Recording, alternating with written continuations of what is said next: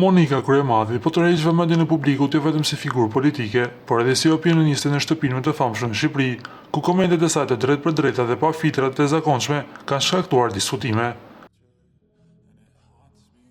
Në një intervistë, Monika Kryemadhi shpjegoi se sinqeriteti është gjithmonë pjesë e natyrës së saj.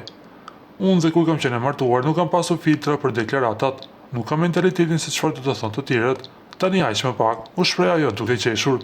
E pyetur nëse beson ende te dashuria pas divorcit, Kryemadhi tha: "Besoj te dashuria, është kryesore, ngroh shpirtin." Megjithatë, ajo pranoi se emocionalisht mbetet e lidhur me ish bashortin Ilir Meta, duke cilësuar si dashurinë e saj të parë dhe të fundit. Nuk mendoj se jam në një fazë për të dashuruar dikë tjetër. Unë e kam dashurinë time. Ajo ka kaluar në shumë sfida dhe edhe kur vjen momenti që mbaron, nuk do të thotë që mbaron nga ana tjetër, shtoi ajo. Monika Kryemadhi theksoi se politika i ka qenë faktori që i ka bashkuar dhe ndarë.